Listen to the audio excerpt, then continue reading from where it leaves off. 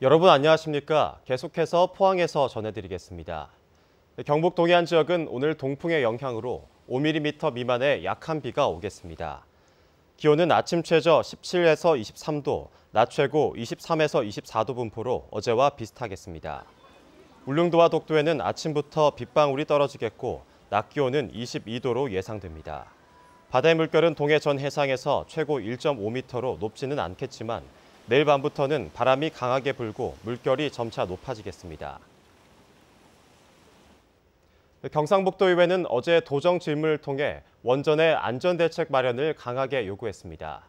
경북 예산홀대에 대한 추가적인 대응도 촉구했습니다. 도정 질문 내용을 이규설 기자가 정리했습니다.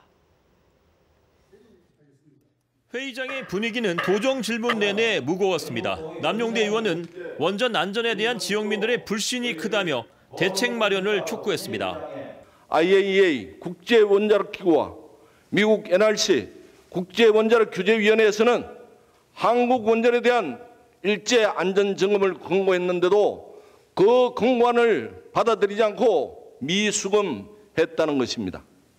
도지사는 IAEA가 아닌 다른 기관에서 안전점검을 하고 있는 사실을 확인했다며 규제기관의 점검기관 교체를 요구하겠다고 밝혔습니다.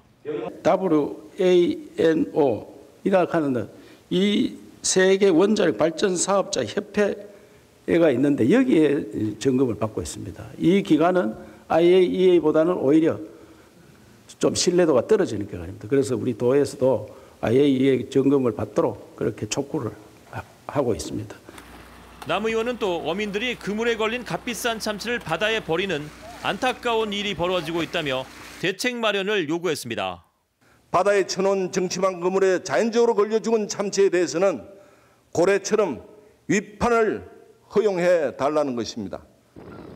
도지사는 그물에 걸려든 참치를 판매할 수 있는 길을 열겠다고 말했습니다. 이것을 위판하도록 그렇게 판매할 수 있도록 농수산식품부에 이미 해수부에 이미 건의를 했습니다. 저희들이 8월 달에 건의를 했고 또 허타도 추가로. 이 자리에서 이철우 도지사는 최근 불거진 경북 예산 홀대론에 대해선 객관적인 자료를 모아 적극 대응하겠다고 밝혔습니다. 언론만 6조 1천억이 나왔는데 만약에 6조 1천억이 나와서 우리가 3조 1천억 같으면 3조 차이가 납니다. 그래서 청와대에서 제가 이의를 제기했습니다. 이 밖에도 이재도 도의원은 분양률이 1%대에 머물러 있는 포항 블루벨리 국가산단 활성화 방안과 포항 영일만항을 북방물류 거점으로 육성하기 위한 도 차원의 대책을 물었습니다. MBC 뉴스 이규설입니다. 지난 1월 포스코에서 노동자 4명이 숨진 산재 사고와 관련해 특별감독을 실시한 고용노동부가 관련 내용을 제대로 공개하지 않아 논란입니다. 금속노조 포항지부는 최근 대구고용노동지청에 포스코 특별감독 결과보고서를 정보공개 신청했지만 49쪽에 이르는 전체 보고서 가운데 이미 언론에 알려진 4~5쪽 분량의 자료만 건네받았다고 밝혔습니다. 노조는 고용노동부가 포스코의 위법사항 수백 건을 적발하고 5억여 원의 과태료까지 부과하면서도 구체적인 내용을 밝히지 않은 것은 이해할 수 없다고 주장했습니다. 이에 대해 대구고용노동청은 검찰이 수사 중이고 재판에 영향을 미칠 수 있어 공개하지 않았다는 입장입니다. 문화재청과 경주시는 어제부터 오는 14일까지 3일간 경주 화백 컨벤션 센터에서 국제문화재 산업전을 개최합니다.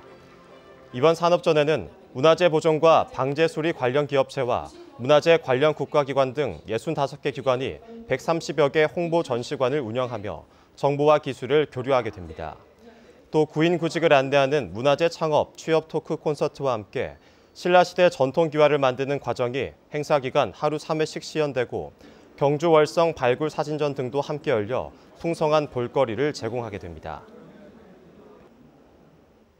경상북도는 최근 공모 절차를 거쳐 신임 서울지사장에 김해철 전 국무총리 비서실 정무기획 비서관을 임명했습니다.